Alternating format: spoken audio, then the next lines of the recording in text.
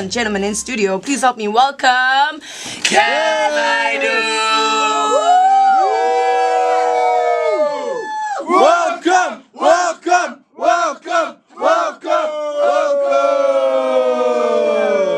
I think she needs to correct the statement and say she shouldn't say I wake up at 5. She must say they wake me up at 5 because I know them. They're a real alarm. You know how kids are. Hey, yo, they come jumping on your bed like, you're like, oh, guys, oh, and then you're awake. And they're my real life alarm, and I'm so grateful for that, because if I didn't have that, I'd be so full of myself. But you're so blessed, though. How many do you have? I have 3. Can you believe it? Boys, girl, I have 2 boys? a 3-year-old boy, a 5-year-old girl, and an 8-year-old boy. Oh, that is so nice. Yeah. So the firstborn will look after the 2 younger ones. Yeah, and the third one is just absolutely unplayable. So you can imagine the energies at home. I've got a budding wrestler. I've got a pirate kind of princess, and I've got who says he's a future South African captain. So yeah, it's a pretty interesting life. Let's talk about Kass's career now. You have been working in the sports arena for as long as I can remember.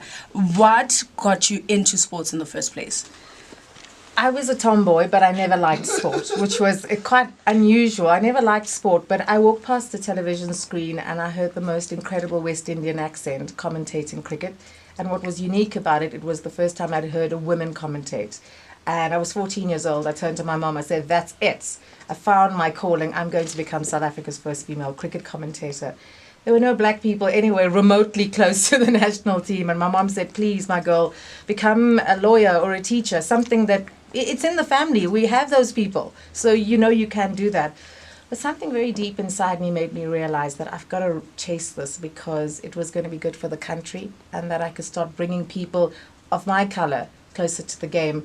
So I worked really hard and as they say, get ready to be ready to be ready, and I was ready. And so when Gerald de Kock left the SABC, I was there. Did you go audition? I did, and apparently I was awful. Isn't that amazing? She says apparently. They said I was satisfactory, and I think what it was, I hadn't played the game, so I was this very excited young 20-something-year-old. Everyone thought, yeah, it'll wear off. Yeah. It wasn't going to. Yeah. Martin Locke trained me, and he said, yeah, you're all right, but they will eat you up. You do realize they will eat you up. So I drove home, I was crying, and I got home, and my family said, but you've never listened to anybody. Why are you listening to someone you don't even know? So I recommitted to the dream. They trained me, and I debuted in the 2003 Cricket World Cup. Once I discovered cricket, it was quite difficult because I was brought up in a community where I think a lot of the people still supported India. And it was quite uncomfortable to be walking past your uncles telling them you actually support South Africa, and they wanted to know why. And that was the moment I claimed my South African identity, because I refused to be what everyone expected me to be because I was part of that community. So I became quite the outsider very early in my life. And I think it was a good thing, because if you do not find your uniqueness of who you are, you will be part of the crowd. Yeah. And this was before, was this before readmission or straight after? Right there. Right after readmission. Right in the middle of everything. 91, 92. I mean, the country was a hotbed of political, kind of just everyone having different views of everything. But I just felt such a deep love for South Africa. And I did not identify, I was never born in India. So I never identified with that. I was born in South Africa, so proud of it. So I found myself as a teenager fighting with everybody. How difficult was it to step into a male-dominated game, in a male-dominated industry, and still cement yourself as Kass Naidoo? And what are some of the challenges, especially with your male colleagues, even male athletes, that you came across?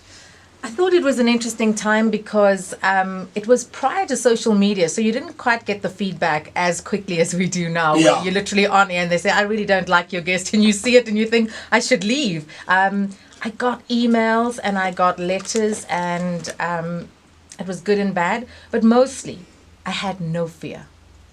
So I guess that's my advice to people. In your 20s, when you want to run after something, you better go head first. Believe in yourself, right? Go for it. Go for your dream. Yeah. I'm 39 now, and let's say I got my first opportunity in cricket now. I think I would have been a little bit apprehensive, because you are a little bit more circumspect in your 30s.